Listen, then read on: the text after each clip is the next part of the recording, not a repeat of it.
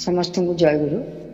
परमराध्या श्री श्री लक्ष्मी माँ जीवनी जहाँकि परम पूज्या श्रीमती सर्वमंगला देवी लिखित मूल बंगला भाषा ओडिया को अनुवाद कर उपस्थापना करा पूर्वर प्रथम भागर प्रथम अध्याय उपस्थापना करा श्रोतृवृंदर हृदय और मन को जदि यह उत्साह प्रदान करे तेबे दयाकोरी लाइक और कमेंट माध्यम जणाइले आमे कृतज्ञ रहिबु। वर्तमान द्वितीय अध्याय आग्रह रखिबा जद्वारा बहुत किछि जानिबार अवकाश पाइबा। प्रथम अध्याय त्रिनयनी देवी तो किछि बुझी पारनथि संसार विषय। वर्तमान त्रिनयनी देवी मानसिक अवस्था किपरि थिला सेटा वर्णना होछि। पुराण काल रे देवासुरंकर समुद्र मंथन रे प्रथमे उठिथिला हलाहल विष। से विष पान करी महादेव करथिले सृष्टि रक्षा होइथिले नीलकंठ। तापरे उठिथिला अमृत। देवतागण करथिले ताकू आत्मसात अमृत लोभरे। आहुरी बहुत किछि उठिथिला। सर्वशेष रे उठिथिले लक्ष्मी विश्वर कल्याणी जगज्जननी। हसी उठिथिला विश्व चराचर। गाई उठिथिला लोकलोकांतर मांकर वंदना गीते। यह पौराणिक कहानी किंतु ए धूली धरणीर वास्तव जीवन में आमे कौन यह प्रत्यक्ष करूना अहर। प्रतिनियत एठारे चली जीवन मंथन आलोड़न चली जीवन समुद्र रे। विष उठे अमृत मध्य उठे। आ लक्ष्मी से कौन आविर्भूत हुए माटीर पृथ्वी रे आसवाक हुए तांकू एठाकू प्रयोजन बुझी। जेतेबेले ही धरार वक्षरे ग्लानि देखा हुए मनुष्यर जीवन वृद्धि हुए विपर्यस्त तथा विध्वस्त। मनुष्य दिगहरा हुई त्राही त्राही प्रार्थना रे सर्वनियंता को करुणा भिक्षा करे प्राणर आकुल क्रंदन रे सेतेबेले तांको आसन टळमळ हुए। ओल्हे आसंती पृथ्वी वक्ष को मोर देहरे जीवनर उद्धार मानसरे। चाली आसीची तांकर सेही नरलीला। आवाहमान कालरू आसंती विश्वत्रता विश्वपिता विश्वमाता जगधात्री हुअन्ति तांको अनुवर्तनी। पुरुष एवं प्रकृति जणे अन्य जनकर परिपूरक। चाले सृष्टिर कार्य अव्याहत भावरे अनुकूल गतिरे एमिति होई आसीछि। त्रिनयनी देवींकर जीवन समुद्र रे मंथन चली प्रबल भावे।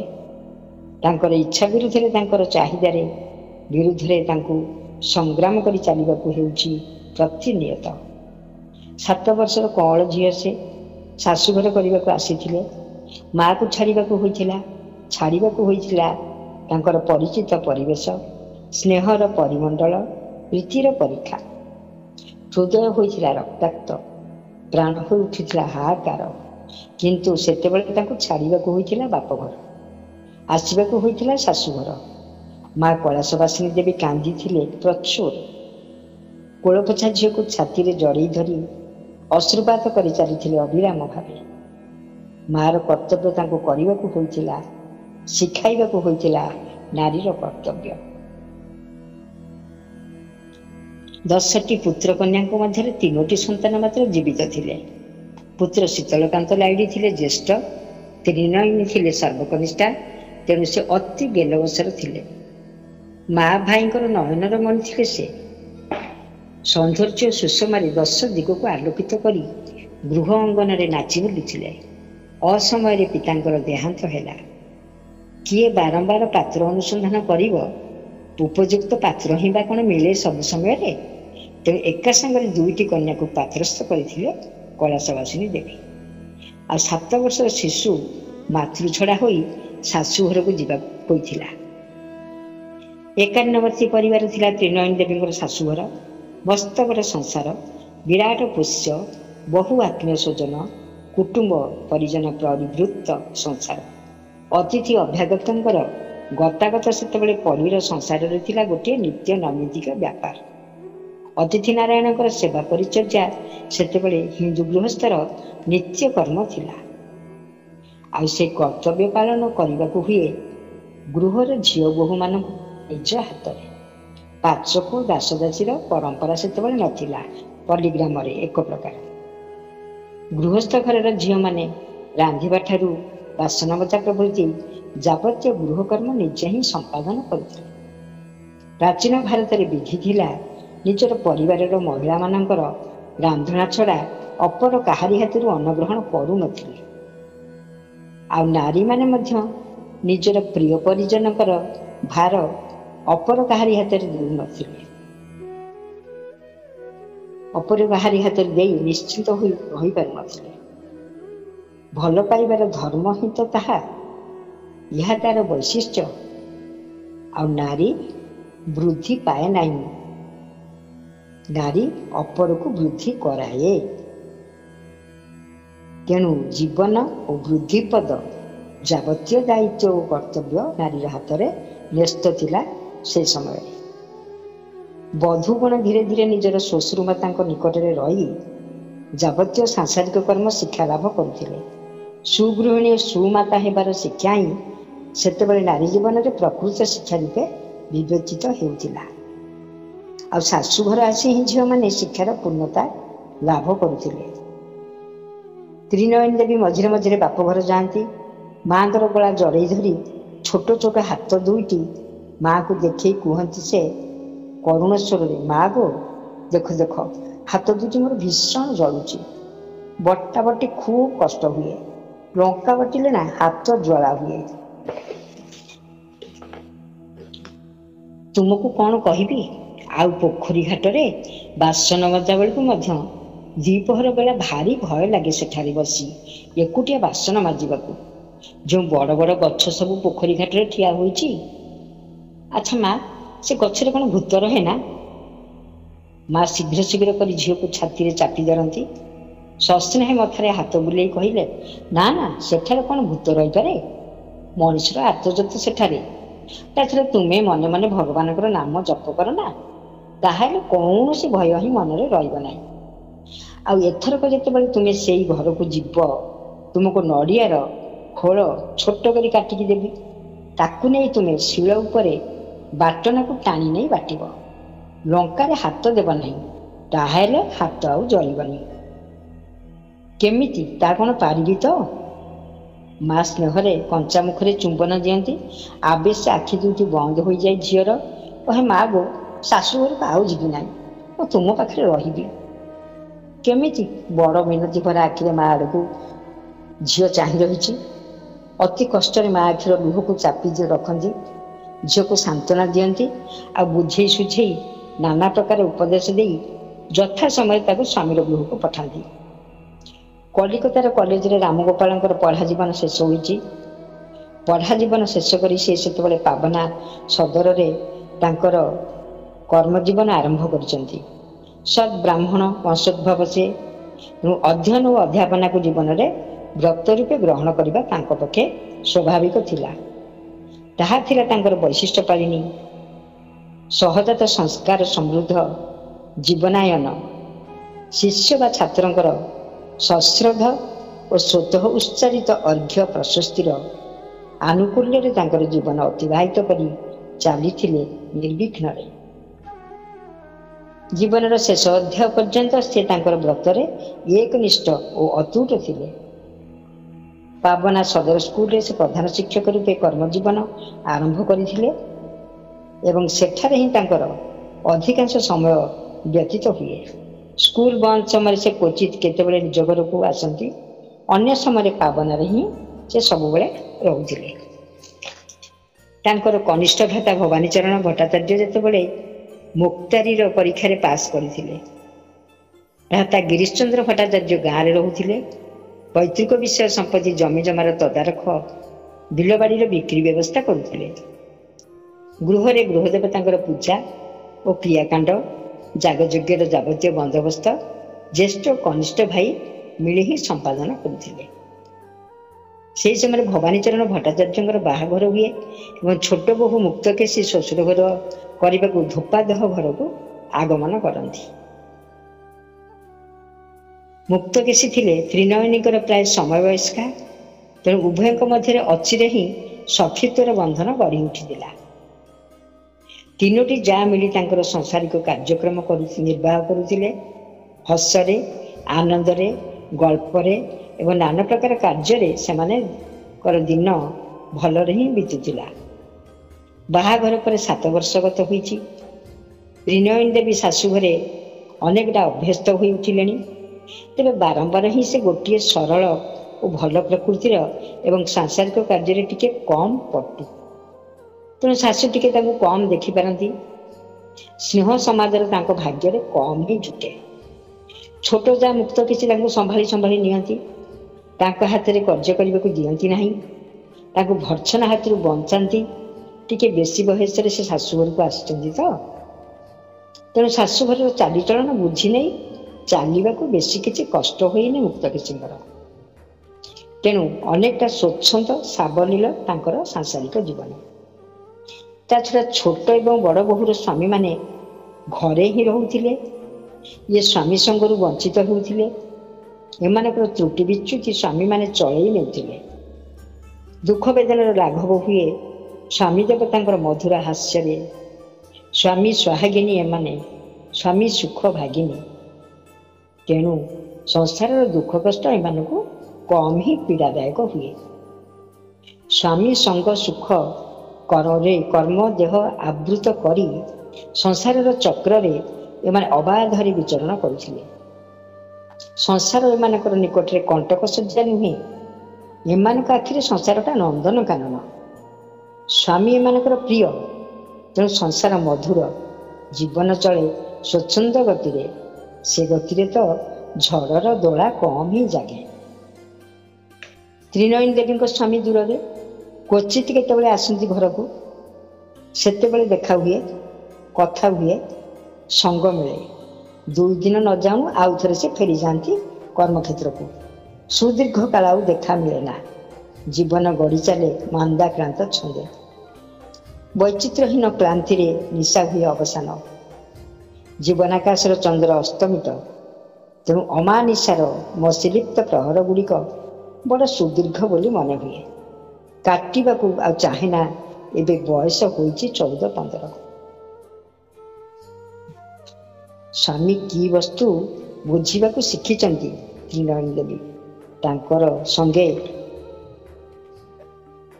ତାଙ୍କର ସଙ୍ଗ କାମନାର ପ୍ରାଣ ଆକୁଳ ହୁଏ।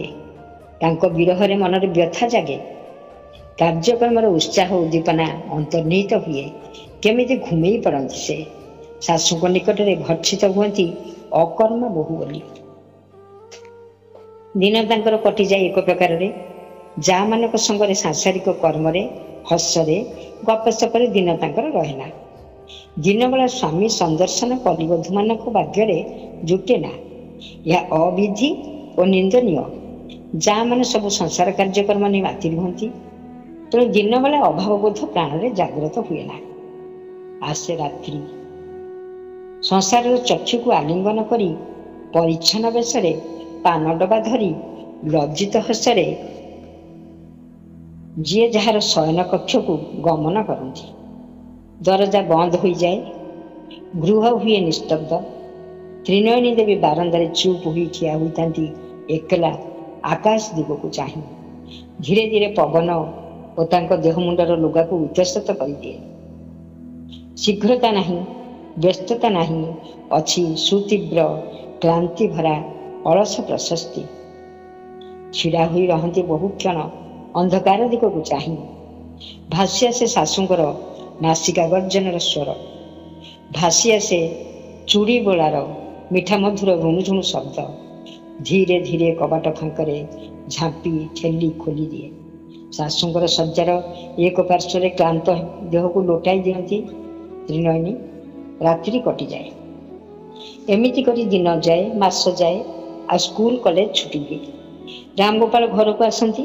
ତ୍ରିନୟନୀ ଦେବୀ ଅନେକ ଦିନ ପରେ ପୋଖରୀ ଘାଟକୁ ଯାଇ ମଥାରୁ ଓଢ଼ଣୀ ଖୋଲି ଟିକେ ଭଲ କରି ପରିଷ୍କାର ପରିଚ୍ଛନ୍ନ ହୋଇ ଗାଧୋଇ ଆସନ୍ତି। ଅନେକ ଦିନ ପରେ ମଥାର ଚୂଳରେ ହାତ ପଡ଼େ। ରୁକ୍ଷ କେଶରାଶି ଟିକେ ଯତ୍ନର ସ୍ପର୍ଶ ପାଇ ପିଠି ଚାପି ହସି ଗଡ଼ି ପଡ଼ନ୍ତି। ତେଲ ଲଗା କେଶ ପିଠି ଉପରେ ହସିକି ଗୋଟି ପଡ଼ନ୍ତି ଯତ୍ନର ସ୍ପର୍ଶ ପାଇ। ପିଠି ଅଣ୍ଟାକୁ ଆବୃତ କରି ଆନନ୍ଦରେ ଲୋଟି ପଡ଼ୁଛନ୍ତି ମାଟିରେ କେଶ। ଘଷା ମଜା ପାଇ ଚମ୍ପା ଫୁଲ ପରି ଶରୀରର ରଙ୍ଗ ପରିପୂର୍ଣ୍ଣ ଗୌରବରେ ଜ୍ୟୋତ୍ସ୍ନା ଧାରାର ଆହୁରି ଚାରିଧାର ଆଲୋକ ତୋଳୁଛି। ବସନ ଭେଦ କରି ରଙ୍ଗର ପ୍ରଭା ଆଖି ଝଲସେଇ ଦଉଛି। ଗୃହ ହସି ଫୁଟି ଉଠେ ସଦା।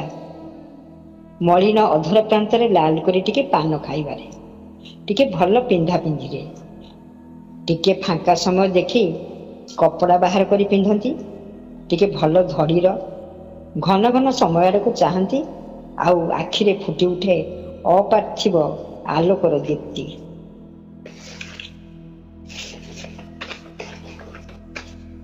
ମଝିଆ ପୁଅ ଘରକୁ ଆସିଛନ୍ତି। ମାଆଙ୍କ ନିକଟରେ ଖାଇବାକୁ ବସିଛନ୍ତି। ବୋହୂମାନେ ରାନ୍ଧିଛନ୍ତି। ମା ଖାଇବା ପାଖରେ ନ ବସିଲେ ପେଟ ପୁରିବ କେମିତି? 12 ମାସ ବିଦେଶରେ ପଡ଼ି ରହନ୍ତି, କ'ଣ ଖାଆନ୍ତି କେଜାଣି? ହଷ୍ଟେଲର ଖାଇବାରେ କ'ଣ ମଣିଷ ବଞ୍ଚେ? ସେଥିରେ କି ପେଟ ପୁରେ? ପସନ୍ଦର ନହେଲେ କେତେ କଷ୍ଟ ହୁଏ। ତେଣୁ ପୁଅର ଟଙ୍କା ପାଇଁ ବିଦେଶରେ କାମ କରିବାକୁ ଇଚ୍ଛା। ଏପଟେ ଘରେ ଥେଇ ଥେଇ ଅବସ୍ଥା। ପୋଖରୀ ଭରା ମାଛ, ଗୁହାଳ ଭରା ଗାଈ, ବଗିଚା ଭରା ଫଳମୂଳ। ମାଆଙ୍କ ଛାତି ବିଦାରି ଉଠେ। ଆହାରେ ଟଙ୍କା! ତେଣୁ କେତେ ଦିନ ପୁଅ ଘରେ ରହନ୍ତି ମା ଶୁଦ୍ଧମୂଳ ହିସାବରେ ଦେବାକୁ ଚାହାନ୍ତି। ଖୁଆଇ ଖୁଆଇ ତାଙ୍କର ଆଶା ମେଟେ ନାହିଁ। ନ ପାରିଲେ କି ଛାଡ଼ିବାର ଅଛି। ପୁଅ ସଙ୍ଗେ ମାଆଙ୍କର ଅନେକ କଥା ହୁଏ। ବିଦ୍ୱାନ ମାତୃଭକ୍ତ ପୁଅ ମାଆଙ୍କର ବ୍ୟଥା ବୁଝନ୍ତି, ଦରଦ ଦେଖାନ୍ତି। ତେଣୁ ମା ତାଙ୍କର ସବୁ କଥା ପୁଅ ଆଗରେ ଖୋଲି କହନ୍ତି। ତେବେ ଯାଇ ଶାନ୍ତି ପାଆନ୍ତି। ତାଙ୍କର ଛାତିର ଭାରା ଲାଘବ ହୁଏ। ମଝିଆ ବୋହୂର ଗୁଣ ବଖାଣିବାକୁ ଭୁଲନ୍ତି ନାହିଁ ମା। ଏମିତି ବୋହୂ ସେ ଆଣିଛନ୍ତି, ହାଡ଼ ଜଳିଗଲା ତାଙ୍କର। କିଛି ମଧ୍ୟ ଶିଖିପାରିଲେ ନାହିଁ। କୌଣସିଥିରେ ତାଙ୍କର ମନ ନାହିଁ। କିପରି ଏକ ଉଡ଼ା ଉଡ଼ା ଭାବ, ଅଯତ୍ନ ସ୍ୱଭାବ ଖାଲି ଏକବାରେ। ଏମିତି ବୋହୂ ସେ ଆଣିଥିଲେ, ଏମିତି ପୁଅ ପାଖକୁ ମହାକାଳ ଫଳ ଆଣିଥିଲେ। ମା ଦୁଃଖରେ ଦୀର୍ଘ ନିଶ୍ୱାସ ଛାଡ଼ନ୍ତି। ଖିଆପିଆ ସରିଯାଏ। ରାତ୍ରି ଓହ୍ଲେଇ ଆସେ। ପୁଅ ଶୟନ କକ୍ଷକୁ ଯାଆନ୍ତି। ଗୋଟିଏ ବହି ଧରି ଗୋଟିଏ ଚୌକି ଉପରେ ଅଧା ଶୋଇ ବହିର ପୃଷ୍ଠା ଓଲଟାଇ ଚାଲନ୍ତି। ରାତ୍ରି ବଢ଼ିଯାଏ, ବଢ଼ି ଉଠେ। ପାଦ ଚାପି ଚାପି ବୋହୂ ଆସି ଘରେ ପହଞ୍ଚି ଯାଆନ୍ତି। ପାନ ଡବାଟା ଖୋଲି ରଖନ୍ତି ପାଦ ପାଖରେ। ପାଖରେ ଏକ ଗ୍ଲାସ ପାଣି ଢାଙ୍କୁଣୀ ଦେଇ ରଖନ୍ତି। ଖୁଟ୍ ଖାଟ୍ ଶବ୍ଦ କରି ଆଡ଼ ଆଖିରେ ଚାହାନ୍ତି ସ୍ୱାମୀଙ୍କ ଆଡ଼କୁ। ସ୍ୱାମୀ ବହିର ପୃଷ୍ଠା ଓଲଟେଇ ଚାଲିଛନ୍ତି। ଫେରି ଚାହାନ୍ତି ନାହିଁ, ପାଖକୁ ଡାକନ୍ତି ନାହିଁ। ଖଟର ବାଡ଼ ଧରି ସ୍ୱାମୀଙ୍କ ମୁଖକୁ ଏକ ଦୃଷ୍ଟିରେ ଚାହିଁ ରହନ୍ତି। ସମୟ ବିତିଯାଏ। ଏକ ସମୟରେ ସ୍ୱାମୀଙ୍କ ଗୋଡ଼ ପାଖରେ ବସିପଡ଼ି ହାତ ଦେଇ ବହିଟିକୁ ଚାପି ଧରନ୍ତି। ସାରା ବର୍ଷରେ ବହି, ଆଉ 2 ଦିନ ଘରକୁ ଆସିଛ ଯେ ଏବେ ମଧ୍ୟ ସେ ବହି? ନା ନା, ତୁମେ ବହି ପଢ଼ିପାରିବ ନାହିଁ। ରାମଗୋପାଳ ଗମ୍ଭୀର କଣ୍ଠରେ କହନ୍ତି, ଛାଡ଼, ମୋତେ ବିରକ୍ତ କରନା। ତୁମେ ପୁଣି ମୋ ମା ମନରେ କଷ୍ଟ ଦିଅ, ତାକୁ ଖୁସି କରିପାରେ ନା। ମୁଁ ଆଉ ଘରକୁ ଆସିବି ନାହିଁ। ଯାହା ଖୁସି ତୁମେ ତାହା କର। ତ୍ରିନୟନୀ ଦେବୀ ବଡ଼ ବଡ଼ ଆଖିରେ ଚାହିଁ ରହନ୍ତି ସ୍ୱାମୀଙ୍କ ଆଡ଼କୁ। ବଡ଼ ବଡ଼ ଆଖି ଦୁଇଟିରେ ଲୁହ ଭରି ଆସେ। ପତଳା ଓଠ ଦୁଇଟି ଥରଥର ହୋଇ ଥରି ଉଠେ। ଆଖିର ଲୁହ ରକ୍ତିମ ଗଣ୍ଡ ଦେଶ ଦେଇ ତଳକୁ ବୋହି ଆସେ। ସ୍ୱାମୀଙ୍କ କୋଳ ଉପରେ ମୁଣ୍ଡ ଦେଇ ବିଳାପ କରି କହି ଉଠନ୍ତି, ନା ନା, ତୁମେ ଘରକୁ ଆସିବ, ତୁମେ ଘରକୁ ଆସିବ।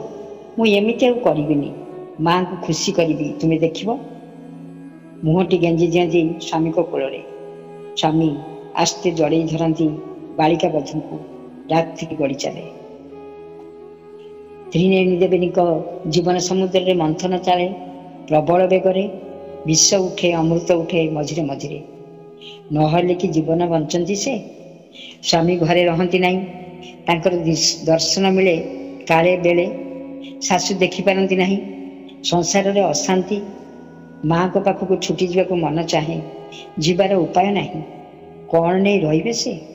କ'ଣ ନେଇ ସମୟ କାଟିବେ? କେହି ତାଙ୍କୁ ଭଲ ପାଆନ୍ତି ନାହିଁ। କେହି ତାଙ୍କ ଉପରେ ନିର୍ଭର କରନ୍ତି ନାହିଁ। ମନ ଛଟପଟ କରେ, ଆନ୍ଦୋଳିତ କରେ ଛାତି ଭିତରେ। କ'ଣ ଆକୁଡ଼ି ଧରିବାକୁ ଚାହେଁ। ବୁକୁରେ ଚାପି ଧରିବାକୁ ଚାହାନ୍ତି ନିଜର କିଛି। ଏକାନ୍ତ ନିଜର ହେବ ସେ। ତାର ମୁଖ ଆଡ଼କୁ ଚାହିଁ ସେ ବଞ୍ଚିବେ। ତାର ହସ ନେଇ ହସିବେ, ତାର କାନ୍ଦ ନେଇ କାନ୍ଦିବେ। ଜୀବନରେ ତାକୁ ଅମୃତ ପାନ କରାଇ ସେ ବଞ୍ଚିବେ। ଆବାହନ ଜାଗି ଉଠେ ନାରୀ ପ୍ରାଣରେ। ସନ୍ତାନର ଆବାହନ, ଆତ୍ମଜର ଆବାହନ, ସ୍ୱାମୀ ସ୍ତ୍ରୀର ମିଳିତ ସତ୍ତାର ମୂର୍ତ୍ତ ପ୍ରତୀକ ସନ୍ତାନ ରୂପେ କାମନା କରେ ନାରୀ। ସ୍ୱାମୀର ଅବୟବ ଅନ୍ତର ମାଧୁର୍ଯ୍ୟ ବହନ କରି ତାଙ୍କର ପ୍ରତିନିଧି ରୂପେ ଯେ ଚିରଭାସ୍ୱର ହୋଇ ବିରାଜ କରିବ ନୟନ ସମ୍ମୁଖରେ, ତାର ହିଁ ଆବାହନ ଜାଗି ଉଠେ ଜୀବନର ପ୍ରତିଟି ରନ୍ଧ୍ରେ ରନ୍ଧ୍ରେ।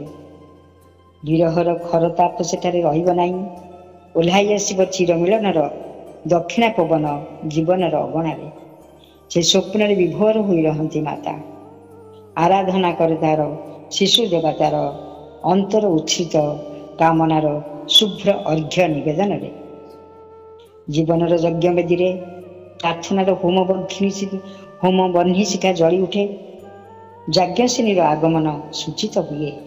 ହୋମ ସୁଧପୂତ ଜୀବନ ବେଦୀ ମୂଳେ ଅନ୍ତଃସତ୍ତ୍ୱା ହୁଅନ୍ତି ତ୍ରିନୟନୀ ଦେବୀ। ଦ୍ୱିତୀୟ ଅଧ୍ୟାୟ ଶେଷ। ଜୟ ଗୁରୁ।